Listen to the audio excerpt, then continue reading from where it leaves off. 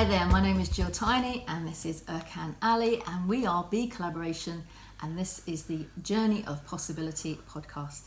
So don't you want to welcome me back? You've been gone a long time, yeah. Where have I been? Where have you been? Just up the road, not far. Not far. Not far. Well, you've been around for me. I've been up and down the A10 quite a bit. Yeah, it's nice for you though, nice drive. It's quite nice. It's good to be back. So I wanted to have this opportunity before we all disappear off for our summer holidays and chill out, mega, is just to kind of bring back into perspective what's been going on with BeCollaboration, but also what we've learned over the last few months and even years around, why is BeCollaboration fantastic? BeCollaboration, why is collaboration fantastic? Why is it going to help you to grow individually and as a community?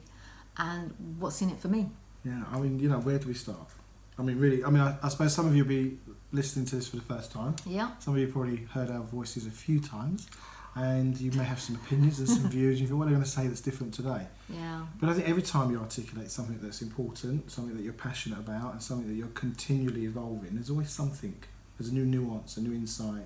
And, watching you over the last 6 months and how you stepped up and how it's kind of, I won't say forced you, because I think that's the wrong word. No, nowhere near forced. But it's allowed you to bloom and spread your wings and, I don't know, kind of like the balloon filling up with the air. It's kind of... Okay. Which way are you going? Like fulfilling your potential. Oh, I see. Okay. Fulfilling that potential. Don't prick the balloon. But if there wasn't a vision, if there wasn't a mission behind it, you could have been doing so many other things. Go and get a job, chill out. There's loads of things. Loads of things I could do. Absolutely. What I see is me stepping up is, I think I was saying this to a group, I'm not sure if it was at a meeting or one of the meetings that we have, where timing is everything. And sometimes you see your path more clearly because you've looked at what's gone on before. So it wasn't a case of, oh, for goodness sake, let's get this show on the road. It was like timing was kind of raising me into this space of, here's BeCollaboration. Do you believe that collaboration can change the world? Absolutely. Do you believe that collaboration is good for individuals as well as for groups? Why wouldn't it be? Do you believe that collaboration has an amazing opportunity to help everyone grow and impact their community, their society, their wider sphere? And when you think that you've got some of the answers that people don't seem to be hanging on to, it just becomes like you want to wake up, and you have to have everybody has to wake up and understand that we're all responsible. Okay, so when we first met, I was talking about these ideas of creating a collaborative community and bringing collaboration to our lives, our projects, our businesses. We hadn't at that time articulated what collaboration meant for us. No. It was the dictionary definition of it. And I think that was quite often people say, what? Remember, in the early days, people would ask, well, what is collaboration? And we'd kind of find different answers, but we didn't have our own... And what I think it was more difficult for us is because I think we looked at it and it was like, well, it's obvious, isn't it? And other people, it wasn't obvious. No. And this goes back to kind of the right brain, left brain thinking that we talk about. Some people have an ability to see things from a great height and look at everything and go, oh, that's what's happening. And other people are in there and they can't see the wood for the trees and they have to kind of be helped out so they can see things a little bit at a distance. So I think that's why initially, because we are potentially right brain leaning, I wouldn't necessarily totally right brain people, but yeah, a bit heavier that side. I think we thought it was obvious though that we brought people together and we went, go collaborate, and they're like, what do we do? How do we do that? And should we do it this way? Should someone tell us what? I mean, I think we cite education as a big part of maybe what has maybe got in the way or stifled, or our education doesn't exactly promote, and also our education was a long time ago.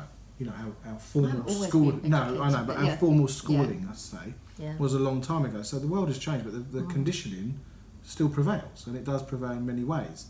But I really like this idea, this emerging idea of like creating something of value that makes a difference to all involved, that would not exist, that otherwise would not exist. That idea that three or more people come together, put their best stuff together, their most passionate, the things most valuable to them, their view of the world, their insight, what they love, what they're really, really, really passionate about, that ikigai. So for those who are not familiar with Ikigai, look it up. It's a Japanese principle of basically finding what you love. Funnily enough, here we go, we've got the book. Finding what you love, being great at it. More about that in a minute. It has value in the world, and it has a commercial value. Yeah. It has a value in the world. And then working with like-minded and like-hearted people, creating something that you could never have done on your own. So there are loads of things out there you can do on your own, and you should just go do those things. It's fine. But to do something really extraordinary, or to do something beyond the predictable, or to do something that's going to make a bigger impact, or draw on you in a way that it really uses you up and makes you feel fulfilled that you gave it your all. I was going to say in collaboration, but it's like describe the word without using the word, but in unity. Unity is a really great common unity, like in community or in with others to create something, an outcome, whatever that may be. I think it's a really attractive. I think sometimes the outcome is the cherry on the cake.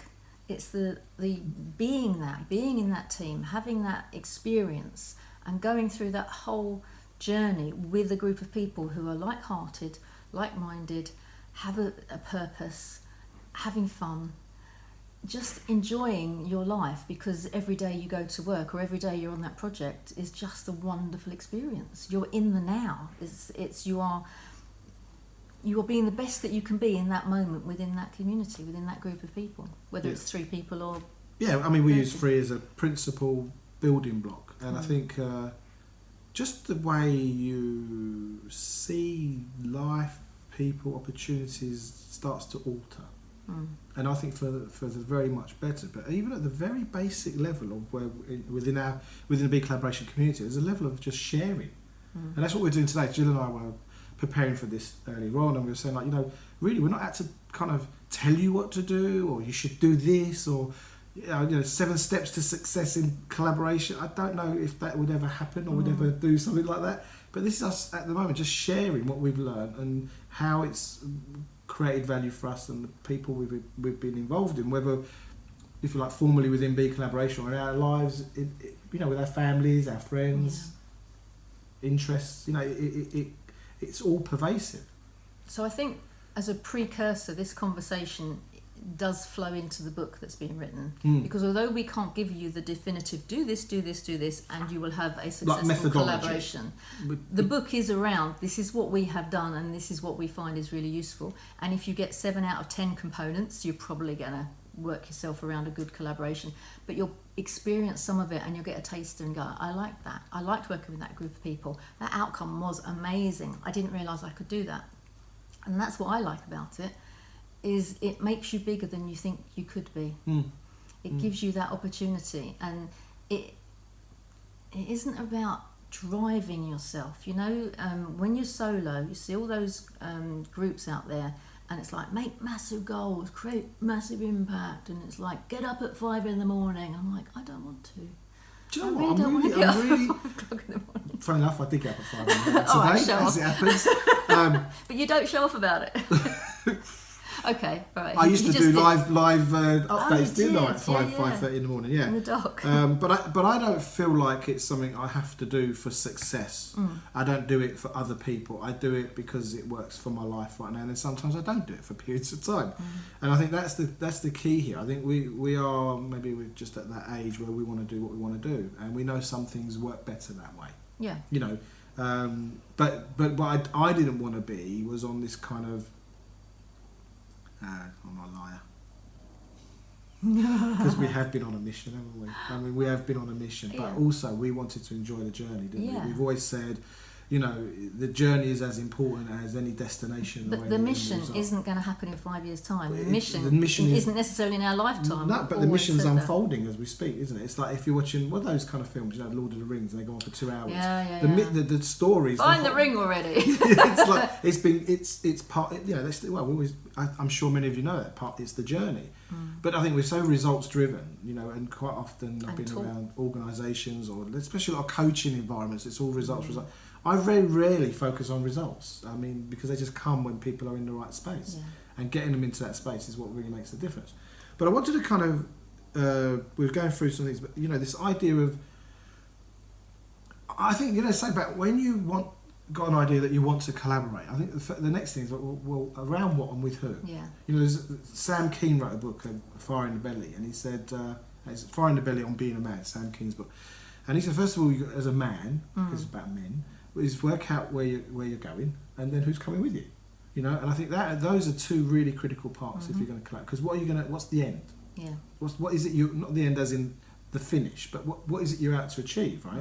At a level, right? So to me, those questions are probably precursors to a collaboration. You know, like if we're going to have a party. Yeah. And the outcome is to have a great time and get loads of You need the right people in the room. Yeah, and then we're all working towards that. But if you're like, I don't really know what is really important to me, one of the great things that I've seen over the last 6 years, 7 years we've been doing this and holding meetings, is people get to really work that out. Yeah. And then who they are in collaboration is a completely different offering. Like they've got a new sense of connection to their purpose, what makes them tick, what they're passionate about. And sometimes that takes a little bit of exploration. You know, whether it comes early on in life, I've found it comes, it goes, it comes back in a different form, it goes, it comes. And, you know, there's things you're passionate about today that probably 15, 20 years ago you had different passions. Yeah. So we evolve as well. As, in a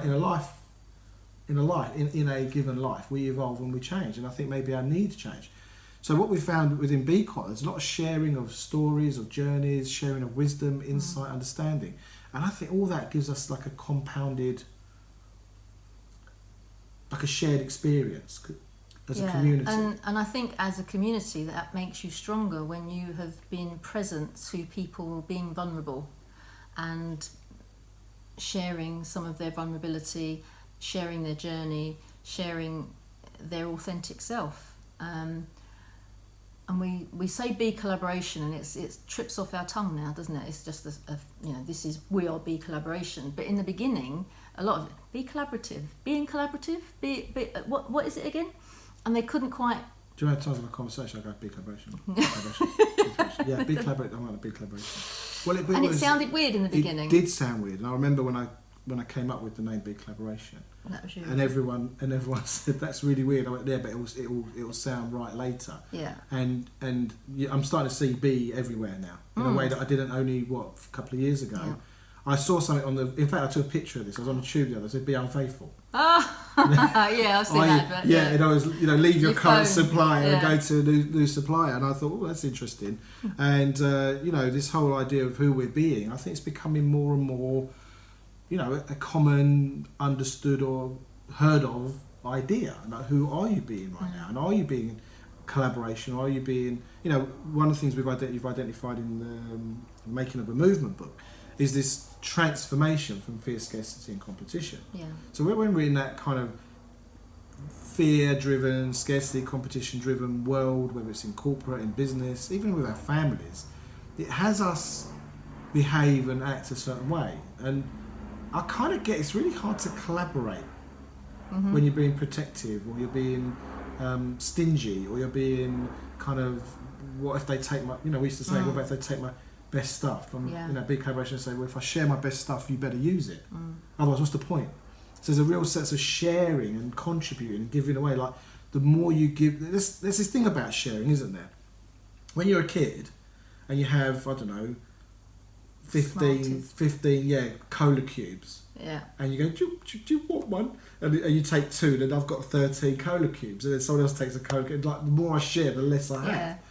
But in the world of sharing ourselves and sharing our insight or, sharing, I don't mean telling. I don't mean you should think of it like that. No. I mean, really, this is how I'll do it. I think this would work for you. Yeah. Or this is what I've discovered. That's the kind of language we talk about. Then the more you share, the more you get back. Yeah. It doesn't deplete, it kind of compounds more rather than deplete. And that's a real big shift from fear, scarcity, competition to love, connection, abundance. But love in itself is something that the more you give away, the more you get back. Funnily that. Yeah, it's interesting, isn't it? It doesn't always feel that way, because like, we're like, I imagine... Well, unrequited love doesn't, No, but I mean, like, I imagine... There's not a person that's going to listen to this today or watch this today that wouldn't have experienced in life where they've been vulnerable, or they've shared, or they've loved, or they've given, and they felt betrayed.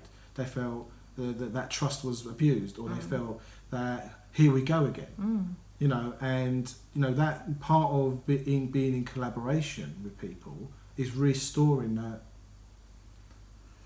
I don't know, that faith, that power. Because when I'm in that mode, I'm like, I just feel like anything's possible. But when I'm like, I haven't got enough time, there ain't enough people, I'm not getting, whatever the scarcity is, I haven't got enough of, or it's too difficult, or what if it all goes wrong? What if I get it wrong? That fear. When I'm in that space, I know that the possibilities close down, they don't open up. So that, being in an environment, say a BeCollaboration meeting, being part of the community online and through the videos and the talks we do, allows people to reset to that, I think. That's one of the biggest values I've seen, is people feeling that within the meetings and within the culture and the community and the friendships, people can reset back to love, connection, abundance. And so many times people do say, don't they, when they're sitting there, like, this is my fix for the month. It's like they come to this little oasis where they can go, I don't have to pretend, I don't have to put on a face, I don't have to make out my business is going great guns, I can just be me, I can just be myself. And people liken it to this safe space. Now, I hadn't anticipated that was what we were creating. And a little part of me is sad that they've only got that once a month. If they come to a meeting once a month, they see that that's where they can be themselves. What about the rest of the month? So they need to be able to take what they get from BeCollaboration in that space and take it out and create that elsewhere as well. But it just, we talk about fear, scarcity and competition, and none of those things really resonated with me growing up, because I think I've said this story before about my dad always made us feel like we were wealthy even though we weren't. So there was always felt like there was a lot around. There was always the fear factor never. Now when I look back at him and coming home knowing he hasn't got any work for the next week because they were going on strike again as a docker, it was tough times, but we never had the fear factor. It was never, oh, you can't have that, you can't have. Really? Didn't you have like don't talk to strangers and no. Did you have any of that? Oh, we did. We had don't talk to strangers, watch out for Greek people. Oh, that's sad. Yeah, because in 1974 we had that. We had all sorts of we people. We knew that most white people were racist. That's what we grew up with. They're not going to accept you. I mean, I grew up with loads of it. No, money don't grow on trees. Don't they? I thought they. There was loads of things like that. No, see, I didn't experience that. But so for me, the hop, skip, and a jump to love, connection, abundance feels very, very natural. Less in the way to get there. And it's like you hear people go, "Oh, nobody talks to you on the tube," and it's like, "Well, do you talk to them?" No, of course not. They might stab me. Yeah, so it's like in my world, and it's happened. I look over my life and it's like, well, I got a flat tyre and somebody stopped the car on a February night in the freezing cold, in the rain, and helped me change my tyre, and then took my spare wheel, which I let him take away because he was going to repair it for me. I'd never met the man before. That Alan's a nice guy.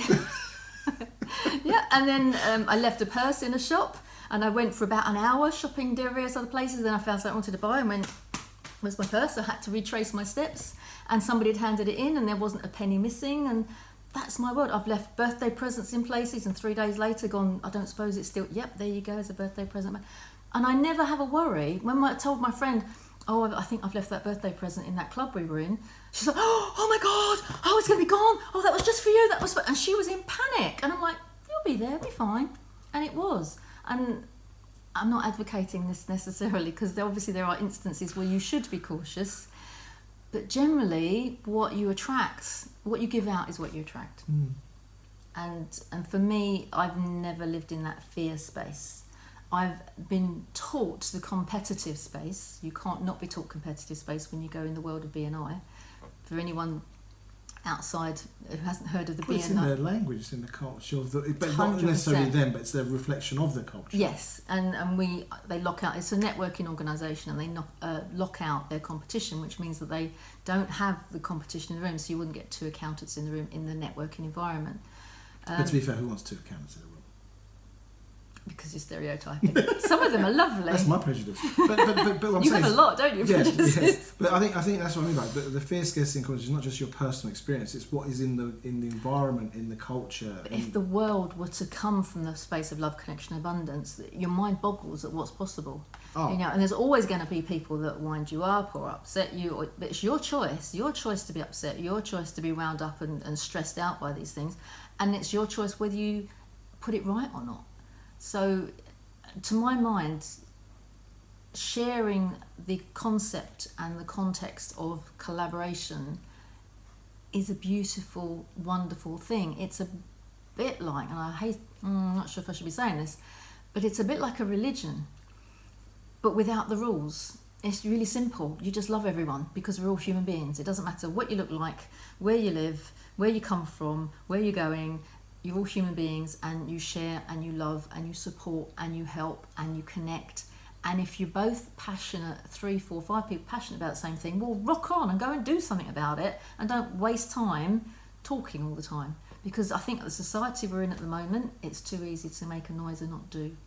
And that really frustrates me when, and I love it when I see people just rolling their sleeves up and taking action, but there are an awful lot of people out there that are just having a good whinge and they're not actually doing anything about it. And that's a frustration. But going back to love, connection, abundance, is when you are connected to people, when you can collaborate, you grow, and the abundance just comes to you. And you grow in your business because you're going to be bigger than you are on your own.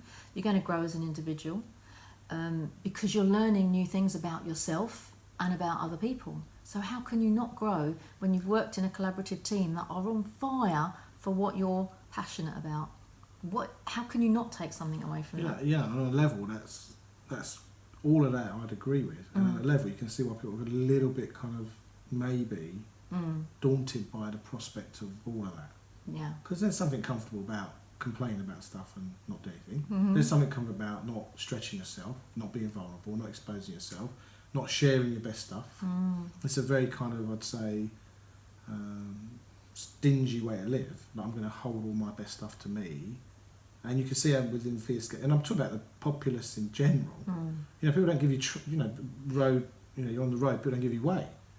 You know, I notice that a lot more when I go into London as opposed to when I'm out of London. But there's this whole thing like, I've got to get ahead before, and you don't. And if you stop people and ask them, why did you do it? And they go, oh, did I? I've been in cars with people and they've done things in the car. And I go, why did you just do that? Because, well, I didn't. And they don't. It's almost unconscious behaviour. Yeah. Horrible. You know, and to me, there's a certain amount of unprogramming yourself from that world, or unplugging from that world. That is sometimes probably quite daunting, maybe quite a challenge. And I think we've heard many people at BeColl say, this is somewhere I can let my guard down. I can be more vulnerable. In fact, I can actually don't have to filter myself so much. Yeah. I can actually say what's on my mind. Yeah. I think with all this current, freedom of speech and hate speech, and you've got to be careful what you say. You can't offend that person. It's put us all kind of like, we become more and more and more and more confined to actually say, you know what, this is what my life's been about. This is where I've kind of, it's messed up. This is what I love about things, and this is what my hopes and my dreams are. That's a beauty. And sometimes we'll be sitting there going, I feel that way as well. Let's do it. I mean, that's really how we met. Yeah. Me on the mission to tell about what I was doing, and you're like, wow, how you going? And you was like asking that question after that question. I was like, I don't know, I haven't worked all of this out yet, Jill. Just make this. I'm making it up as I go along. And I think that giving people the space to say, well, I want to contribute to forwarding that mission. There's a lot there. We're expecting a lot if you take it out of the ordinary. Yeah. And that's why when people say, what's it about? Well, what are you about? Yeah, but generally when you say explain what BeCollaboration is, it's like, it's so many I can get it. I many things. I get it. And I think it's there to challenge, it's there to... I know, I get it. It's like, you know what? When people share their victories, you kind of go, oh, it's possible. You know, where maybe you felt a bit cynical or resigned or... And we're attracting, I'd say at the moment, a certain age group. Yeah. So people have been around the block. They've had a lifetime. They've got experience. A lot of them had kids. They're at an age where they're going, well, what is this? There's got to be more to my life than I want more. Not necessarily there's got to be more. Like there's something wrong, but it's like I know there's more in me, and I've got more to give, and I've got more to learn, and that takes a certain wherewithal to admit you still got some learning to do. It's not settling. Is it? Yeah. It's making sure that you're ready to reach for whatever your next level is. Yeah. And that level might be a better relationship in your family because you've been ignoring it and putting it out to one side, or it might be something in your business that you can go, do you know what, I've always wanted to hit that £1 million turnover mark, or it might be there's some charity or some good cause or some whatever it is, it can be done with collaboration. So to my mind, and hopefully you kind of sussed now that we're pretty passionate about why we should collaborate. It just makes, as far as I can see, everything better. But what gets in the way? What are the sorts of things that are going to stop people? Because they've been stopped, and we find sometimes the conversation is people are really keen, but it doesn't come off. What do you see? I see a really important part. This is something we've been asked from day one. Well, I don't want to collaborate with him or her. You know, that kind of who to collaborate with, right? I think that's quite critical. Sometimes you may pick people and you're just lucky because there's a good fit, right? And that's great. But do you not feel sometimes though that the energy that you feel from someone, you kind of know if it's going to be a good fit? You kind of. I've felt that quite often, but I don't know if it's them or me generating it. If you know what I mean. I think I generate it more than it might be there. Right. If you know what I mean. I'm like quite positive and I'm like very energistic about it, and it's all possible. And I think that sometimes. No, I think it's the signals. I mean, I was at a meeting yesterday. But it's possible. So sorry to carry on. So there's loads of ways within BeColl to work out some of this stuff. We could call it a due diligence. So a lot of the collaborators over the last few years have done talks and videos, and whether it's genius slots or known be knowns. There's a lot of evidence within the community and probably outside of it that will tell you what someone's about. Yeah. You know, and whether it's through writing in the Quest, being on the podcast, I mean, there's just loads of ways, right? So you meet someone at BeColl, and you think, oh, he's really good at, or she's really good at, well, blah blah. I want to know a bit more about them. Chances are, you can find out. As a non-member, there's a whole lot of videos out there, but as a member, there's other videos that are only available to members, right? Yeah. But the point is, and there's seeing them in real life, right? So you see them at the front of the room talking. You create your one-on-ones. There's loads of best practice that between us we've built into, so you can get to better understand and better find those fits. And I think if those are worked out up front, I think they're really onto something. And also what I think is nice is if you've got a collaborator, say in Hertford, has never been down to Surrey, but they're into education, and someone says, oh, you really want to talk to Dave Caudle because, you know, he's really into education as well. And they go, well, I don't really going to go over to Surrey, I'm not really sure. I'll get in touch with him, but I don't really know. Well, you can then go searching and find out more about Dave Caudle, but the best way is to say to anybody else in the room, do you know Dave Caudle? Oh yeah, what do you think of him? And you will get an honest opinion on what sort of extraordinarily kind human being he is, and the passion that he has for what he's doing around the education sector is second to none. So whoever you wanted to find out about, just ask another collaborator, because again, it's that bonding of you've seen someone operate, you've seen someone at the front of the room. So you can watch a video, but it's different to actually be in there. Oh yeah, I mean, I think that all builds a bit. And it's that tangible energy. Yeah, totally agree. I totally agree. But I think in lieu of that, like for example, we were in Liverpool the other week, we videoed Sangeeta. Yeah. You know, the people that aren't going to see Sangeeta right now. It's a bit of a way to go. Geographically, it's challenging. Yeah, it's a challenge, right, at the moment. But if you heard about her and what she's up to and you want to know more about it, there's a video within the community that we've shared of her in front of the room sharing her life and her skills. And that will give you a good idea if it's someone you want to meet up with, maybe halfway, you know, or whatever, right? So I think but there's another thing as well, I think this will sound a bit kind of like, obvious, but really, what are your values? What is important to you? I don't mean just like, I'm in education or I'm in fitness and health and all that stuff. That's great, that's brilliant. But like, you know, when you're going to do stuff with people in collaboration, i.e. produce something of value that otherwise wouldn't exist, how would you want people to behave? What kind of people best fit for you? Yeah. Because there are people in BeColl that I probably wouldn't want to collaborate with. Now, there's a lot of things I would do with them, but I don't know if I'd want to be in a project with them. And it could be all sorts of weird and odd things. But then someone else will come and go, ooh.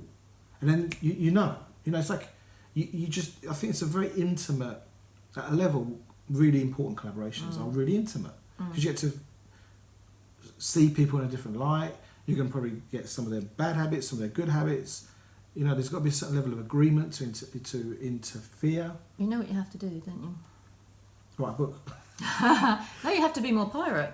Yes. If you're starting up any collaboration, I can never remember the guy who wrote it. I'm sorry, ask Colin Newlin, but just Google it. Be more pirate. And basically, pirates used to sit down before they had any collaboration with other pirates on another ship, and they would work out the ground rules. And I think that's a brilliant and some of it's idea. very simple.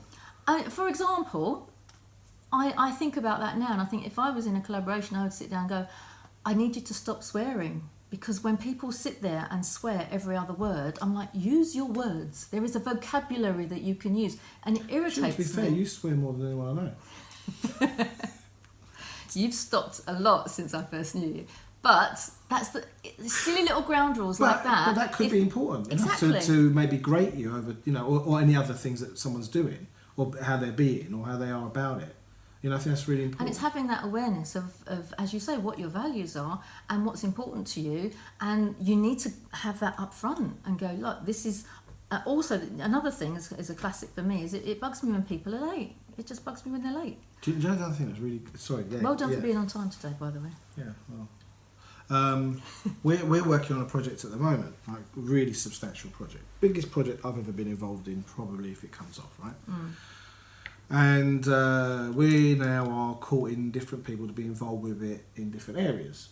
And Chris and I, who've been working on it, we're having conversations with people. We come away from the conversation going, no, I don't think so. And like straight away, we know whether or not that's someone. And it's not like there's anything wrong. Don't get me wrong. We're not. It's not the judgment. Obviously, you've got to make a call on it, but it's not like, oh, they shouldn't be that way. I don't mean like that. I mean, like, are they going to fit where we're at with knowing the other parties involved?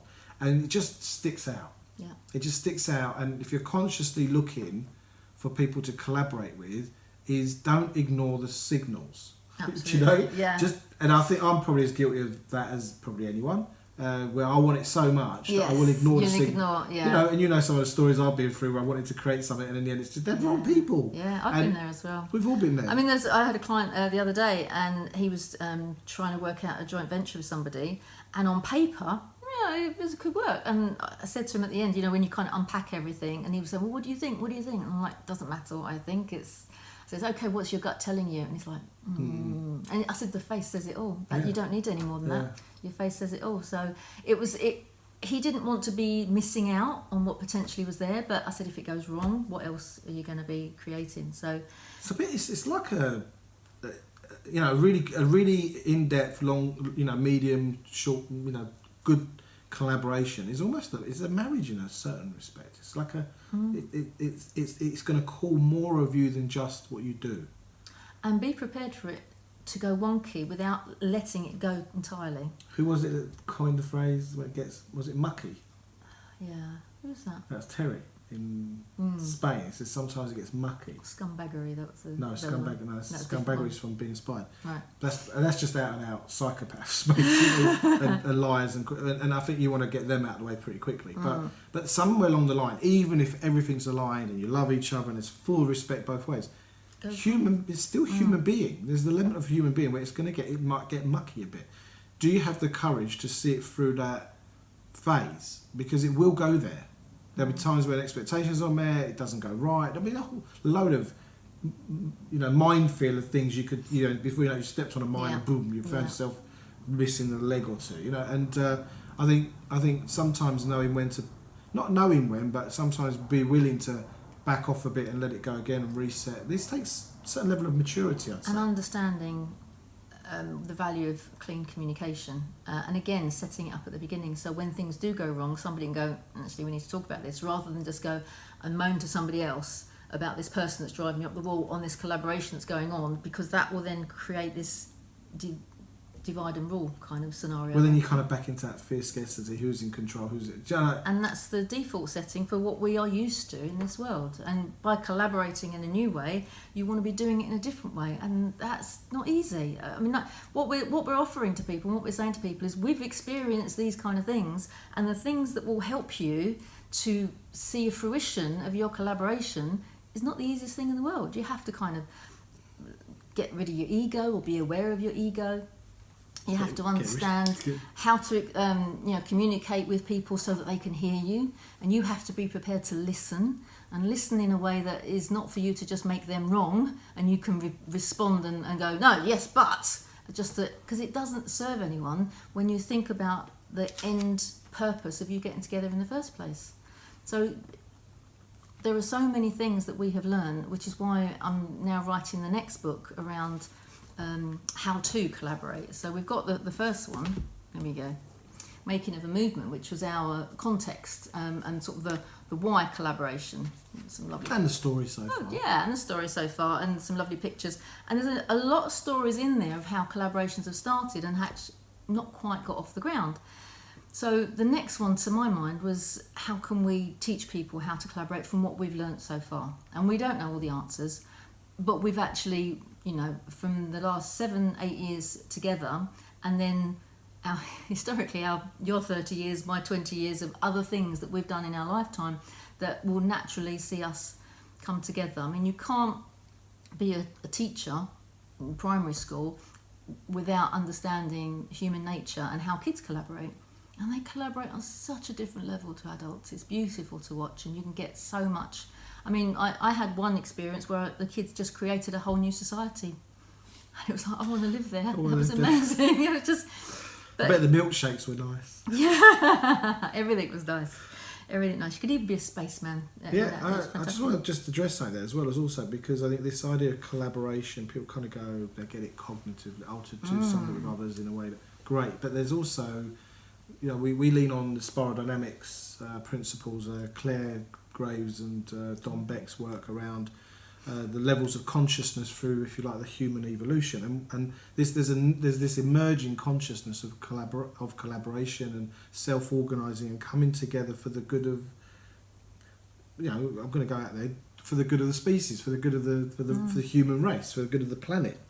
And I think quite often we forego the bigger picture because there's, time constraints, or I've got to make a living, or I've got to look out for myself, and all those things I think are part of the pressure cooker world we're in, to make a living, pay the bills, take care of the kids, get down to whatever it is you've got going on, and to pause. And there's a different level of consciousness when you really are taking collaboration seriously. You're starting to have a concern for what am I leaving. I don't mean just as legacy, but what am I leaving? What's left in my wake? I walk in a room, I walk out of a room. What have I left? And I know when I'm in fear, scarcity, competition, it's not that pretty. It can be quite challenging. But when I'm in love, connection, abundance, boy, it's infectious, and people are drawn to it. They're attracted to it. They want to work with you. They want to help you. They want to contribute to. It's a whole. The reason it's be collaboration, because it is in being, will give rise to what you do and how you do it, and what the results. It's not a one shot fits all. You can't go into a Discover Your Genius one day program and go, I'm done now. No. I know what my being is. We just opened up the can of worms, really. I mean, sorry, there was one other little caveat I was going to put in. It's like, I think there comes a maturity about it that maybe takes a bit of time. Like when you think about that idea of fear, scarcity. I mean, we've had people turn up at a BeCon meeting, very rare, right? And then start giving their cards to everyone.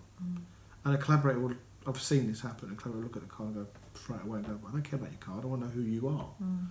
So that idea of human being first, not what you do. You're not a human doing, and we've all, probably many of you have heard that phrase, but who are you? What's important to you? What do you pine for? What are you passionate about? What do you long to do? What are the things that you lose yourself? What's your zone? What's your genius? And sometimes people don't know, so they're in survival. And I think creating that culture of love, connection, abundance. And one of the things we've heard collaborators say quite often is taking what we learn, what we've got here, out into the world. So they do come for that little hit, that top up, and I think maintenance is important. You have to top up the car with oil every now and again. You've got to top up all sorts of things. So that's fine. But they also have what I've noticed many times is people are like, I take this to other areas of my life, my work, my projects, my family. It gives me another way of looking at all that stuff that maybe just adds some more value, can maybe take me further forward. And I think that takes something to be open to something new. And you'd like to think that if people were part of BeCollaboration, that other people would be noticing a difference in how they react, how they act, how they share, how they listen. All the little things that we kind of month by month just kind of introduce and share, and the podcasts and the articles that are in the Quest and all those little things, they're all like lots of little seeds to help people. I think the biggest thing we do is reiterate every single meeting how people can listen to what they're hearing.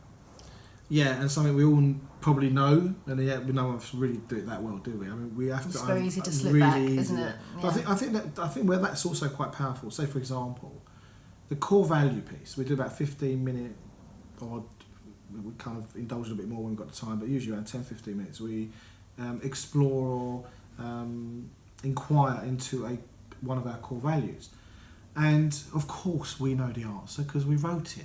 Right, we're sitting in the back of the room. Right, I'm just joking, right? But we have a definition within the vision, mission, culture, values piece. But the point I'm making is that people, we want people to work things out for themselves. We want them to that could be that way, it could be this way, it could be that way, because we're exploring. And there's no right answer. And there's no right answer, but you may get something from the inquiry that will just give you that little. You know, when you can see something and then you move and then you can't see it, and you're like around a corner or something. You know, I can see the light on that, and then now I can't see it. So that little bit of insight, that little bit of that view on something, could really impact a lot of other areas of your life, especially when it's culture and values. And I think there's a certain level of generosity in the room for people to be wherever they are. And I think that's that's a certain, I'm going to say maturity, but it's a certain way of being with each other, is that you can say, oh, I think love means this, and then someone else says, oh, I think love's, and there's all these different levels. You can hear it by what people are contributing, and everybody's. I've never seen it. To me, what I'm always not dumbfounded, but always impresses me about the space is it's all good. Yeah. Whatever lands on that flip chart paper, it's all good. Yeah. Take what you want. And it's different as well, because it's, 1 month we'll see 4 or 5 different groups going through the same core value, different people in the room. And what they do with it. You come out, and it is different. It's a beautiful thing to witness. And I think as well what people take from it is they link the different presentations, and there'll be something that arises from each presentation, and invariably, without any coherence or planning, there is a theme. Plan that far ahead. Well, we try, but no, we don't. There's a theme. There's a theme going on, and that theme might just be somebody's going, do you know what? I've connected that and that and that. Oh, wow. There's a buzz. And it might just be that buzz for one person, and then the others go, oh, I'd never seen it like that before. And then they can see it a new way because they're listening for something. They're pulling for the greatness, for their time spent in that room, but also for the people that are presenting. They're really listening for that genius of that person at the front of the room to kind of, I'm going to get you to feed me from what I need, and I don't know what you're going to say that I need, but there'll be something in there. I'm pulling it. I'm going to have. So that co-created experience. So everybody's playing a part. It depends on who's in front of the room, whether they're hosting or they're speaking or they're just putting their hand up and sharing. Yeah. And quite often we bring people to the front of the room, which is another, again, getting them in front of the room, getting them seen, getting them feel like they're part of the party rather than, just sitting on the edge. Just sitting on the edge. It's a very participatory experience, and I think I've time and time again, people are taking that value and bringing it to other areas of their. It's like they're taking a bucket of water and they're going away and irrigating different areas of their life and their projects, and sometimes they take a few other people with them as well, which is great. And I think that's a really powerful way to practice. So it's like anything, whether you go to the gym, whether you play golf, whatever you do, whether you're into driving on track, if you're into that kind of stuff, whatever it is, most of the time you're practicing. Most of the time you're practicing. Most of the time, I know martial arts, most of the time you're just practicing, you're practicing. And that, when there's that moment in life where the practice and the training kicks in, is when it really shows its value. Because most of the time we're practicing. All the time we're practicing. Even the experts, they play a round of golf. Was it Nick Faldo? I'm sure he's out there more than just in competitions. He has to keep going and going. Was it Nick Faldo says the more I practice, the luckier I get, wasn't it? Something like that. It was Nick Faldo that did this shot and he won 250 grand. Yeah. And someone went, "You lucky bastard!" And he went, "Yeah, it's funny that the more I practice, the luckier I get." And I think being humble enough to put yourself in a situation where you're not only learning but you're contributing, and that's something that people are not used to. Usually you go into a seminar or a program and you're being taught, you're being learnt to, but in BeCon you're contributing as well as learning, and it's this really you're breathing in and out all the time. It's both ways, and I think that's another area people can't get confused. No, you are in the room and you are contributing to this thing going forward, like forwarding it as opposed to just consuming it. Exactly. So when you want to take some information on board and when you want to retain it, what they say is when you sit there and listen, you're going to retain like 10%. If you sit there and write it down, that's maybe 20%. But if you, within the next 24 hours of hearing something, you either contribute and or teach somebody else and share what you've learned, your understanding becomes embedded and it stays there for a lot longer. So the more people you can teach about what you've heard in that space, and as we say, take it out of the room and talk to people about what you just... And we have where is it? In our journal, every collaborator has a journal that they complete throughout the meeting, so they've got lots of space to make notes. But one of the questions we ask is, as a result of today's meeting, what epiphanies have you had and what actions are you going to take? And that's one of the things I love, because there is no point coming to a meeting and sitting in this lovely fur-lined rut and sitting back going, oh yeah, it's not TV. It's not TV. Exactly. Yeah. Exactly. And there's I'll be a sitting there eating crisps next. there's a practice that's been part of the BeColl meetings for quite a while now, where collaborators get the chance to acknowledge something that someone said or done, or that how they've contributed to them, and they acknowledge that value that's been transferred from person to person or from person to the group. And I think wherever it is, I mean, we've had sales, we've had pranic healing, we've had people sharing their life story and cancer recoveries, and all sorts of wonderful to quite tragic stories. But people are sharing their lives, and I think that really gives us an inner strength to, I'm not the only one going through this, or I can be of help to them, or someone helped me. And there's this kind of real kind of, we keep going back to a collaboration. I can't think of a better word, but there's this.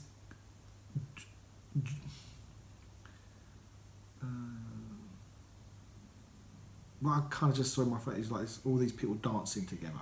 Do you know, like they're all in it together. It doesn't matter. Making music together. Yeah, I just saw this program the other day. What they call it when everyone just starts dancing in a square or something? Fiesta. No, when they kind of just walking around and suddenly everyone just starts dancing. Oh right, flash mob. Yeah, and it's like everybody's playing part of it. Yeah. And it's one of the things I love about BeColl, and I think it's something that we really struggle to communicate, is this is self-organising. Yes, we as organisers, we book the room, we create the time schedule, we put a lot in place, obviously as an organisation. But the final analysis is, I said this the other day, didn't I, in Liverpool, Gill and I are hardly ever in front of the room in terms of presenting. We may facilitate, or but we're not the show. No. The community is the show, and I think that is. It's kind of like we hand it over to the lunatics every week, just let them go with it, and sometimes it's just absolutely amazing what comes out. So it's a really special space from that point of view. So what else? But we have kind of morphed on from there in recent weeks and months, because what we kind of acknowledged, having established a few collaborations that didn't perhaps go the way we anticipated, and see people maybe try things out that didn't quite come off, and their kind of disappointments, is that maybe there's a place for helping people to understand more effectively how to collaborate. So we've developed and started a Be Inspired Academy. And the reason is we want to share what we've learned over the last few years, and all the preceding personal development years before the two of us actually got together, and help people to kind of look at themselves in a different way. Look at yourself as a collaborator. Look at how other people perceive you, and look at how you want to grow for your purpose. What is your purpose? What are your core values? What is your vision for the rest of your life? What is your vision for the next 6 months for your business? What could you do that will create a collaboration that can have an impact on all of those things that are important to you? So getting connected to the Be Inspired Academy, which is just an online group where people can come along, helps me to kind of consolidate everything that we've learned and hold it in a space where people can have access to it on a regular basis. And we've done currently in the soft launch or the beta launch, and the main launch will happen on the 1st of October. You just have to go on to BeCollaboration.com, where in about a week's time there will be all the links, but emails will be going out as well to regular subscribers for BeCollaboration. Or if you just go and hang out at BeCollaboration on the Mighty Network, which is where our platform is, you'll get all the notifications in there as well. But the actual academy, from my perspective, is a place where we will all teach each other. There are a lot of collaborators that come to all of our meetings, and they are going to be in there, and they're going to be sharing what they've learned in the collaborations that they've done. They're going to be sharing some of their presentations. We're going to have an online meeting, so we know there are lots and lots of people that can't get to our local meetings. We've only got a few locally at the moment. We have more people that are interested in starting them up, which is fantastic. But if you can't get to one, say you're in the Outer Hebrides or around the world, there are people around the world that are interested, then you've got a place where you can go, where you can meet the collaborators, meet people who are doing it, meet people who are walking the talk and understand who they are being, are working on themselves, and are having active collaborations. And they can tell you, oh, this went wrong, that didn't go right, I didn't see that coming, that came out of the blue, but what I did there was, I was so proud, and this happened, and that I was really pleased with that. Constantly being able to feed you with suggestions, as well as being a place for you to go, you can come along and, actually I'm getting a bit stuck, I've got this collaboration going and I don't know why it's not working, we should be running by now and we're still crawling. Or even, I've got a relationship issue and I really want to look at it from a collaborative space, how can I do that? So there will be people that can support you and help you. If you can't get to a meeting, the Be Inspired Academy is the next best place to hang out and find out what we can do to support each other. And again, if you've got specialism in that area and you think, I can collaborate, this is easy, I'll do it all my life, it's a piece of cake. Well, one, are you actually collaborating and not just leading a team? Because I could very easily say, oh yes, I'm a great collaborator, as long as I'm leading the team, that's fine. And I always used to say that, I love being in a team, I love working in a team, so long as I'm leading it.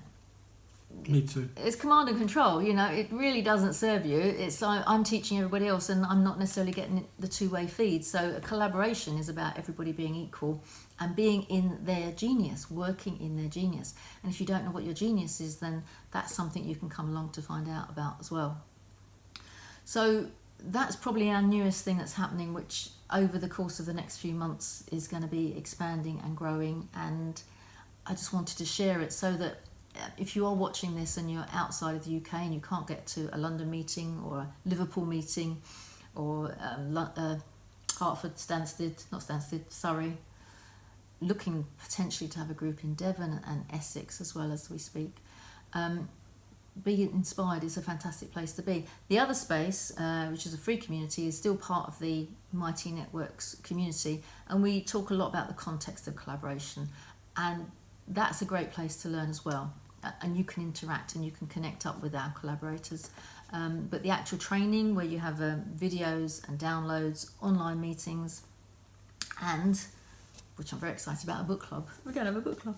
So once a month, we're going to choose a book, and this is the first one that we're going to be talking about later on in August, Ikigai, which is the Japanese secret to a long and happy life. It doesn't mean to say you have to have read the book in order to come onto the book club, but you might have heard about a book and gone, oh, I'm really interested in reading that. But you come and listen for an hour, have a chat about the book and go, oh, I don't think I'll bother now. Or actually, that's really good, I'm definitely going to go out and buy it. So there'll be people on there that have purchased the book and have read it, and they love it. And hopefully there'll be a few people that go, oh, I hate it. And then we can have that debate and that discussion. So this is going to be our first one to discuss. So the Be Inspired space is really a collaborative, organic, self-organising, learning, understanding, sharing space for everyone that's interested in impacting their life with other people. Don't go solo. Solo's a bit boring. Don't go solo. And it's hard. I'll make a note of that, get a t-shirt, don't go solo. Okay, yeah. So that's great. So I think these are all new things, and the great thing about new things, early adopters, people who get involved in the early stages, shape it, evolve it. Yeah. You know, if you're interested and you're curious about what that would be like, just get involved and start to explore it with us. You know, obviously, 1st of October is the date for that, and you've been working really hard on that. And what are collaborators going to be doing? Different talks, different type of... Yep. We have a training video that gets dropped in every Monday, so I don't want that just to be all about me. So hopefully you'll be doing one occasionally, and then any of our collaborators that are interested, if they've already done a Know and Be Known and we've seen what they can do and we get a synopsis of what they're going to present, then we'll get them to do a video as well, and that will follow a sort of program throughout the year. So we've got a year's program to go forward, and it it's going to follow the book, which is Connect, Collaborate, Grow. So we will talk about self-awareness. The 3 pillars of Connect, Collaborate and Grow is self-awareness. It's very difficult to connect with people if you're not self-aware of who you are and who you're being. And then it will talk about your business and how you can actually use collaboration to grow your business. Now, even if you're not in business by yourself and you're employed, you can use collaboration within the community where you're employed as well. So it doesn't matter. Or if you're unemployed, there's always going to be connections and communities that you're part of that you can utilise that learning. And then the final part is the grow. So if you're growing personally, if your business and the people around you are growing, it's time to pay it forward. So we want you to utilise all the skill sets and all of the knowledge around collaboration, and then go out there and share that with other people and tell people about how they too can understand collaboration. The whole philosophy of moving from fear, scarcity and competition to love, connection, abundance will only work if we pay it forward. And then we can have global impact, and the things that are happening in our world that are transgressing at a rapid rate. There is just so much happening. We were even talking earlier about how much has happened since we've known each other. 7 years ago, where was Facebook? It was a little blip on the landscape, and now it's giant. Don't know what it is really, but anyway. So things are happening so fast. We need to be able to understand each other and work together as the best of the human species, so that we can support each other and share our knowledge, share our value for each other, and share who we are being, so that we can actually really have an impact, so that when you get to the end of your days, you can go, I did everything that I possibly could, job done. And the job will carry on afterwards as well. So there's no end goal in sight, there are no targets to be hit. It's just purely about what can we do together, how can we help each other and make each of our worlds that little bit better. I think that's a great sum up. So, what next? Okay. Well, go find us on BeCollaboration.com, or check out mightynetworks.com and then search for BeCollaboration and join us there, because that's our platform. And then if you want to join the Be Inspired group, which is the Be Inspired Academy, just let me know. You can click on that and register to join, and then when we open the doors on the 1st of October, and that's £20 a month in order to be part of that, and then we'll let you in on the 1st of October. Or you can follow us on Twitter at Team BeColl, BeColl, or you can find us on Instagram now. Did you know that? We're on Instagram. Also Team BeColl. YouTube, we have our own YouTube channel. Just search out BeCollaboration. We have a Facebook group, The Journey of Possibility. And this podcast, also Journey of Possibility, which can be found on Spotify and iTunes and Spreaker. Spreaker, yeah. I think that's it. I think it's only those 3. There might be more, but anyway, give us a Google, and we are out there. And we would love to have your thoughts, your opinions, your sharing. If you're anywhere else around the world, just connect up with us, because the more we are, the more we grow and share our knowledge, our experience, our love, the better the world can be. The sun's just come out. Yay. Thank you very much for being with us today. And thank you for joining me. So hopefully see you soon. Brilliant. Take care. Bye. Bye.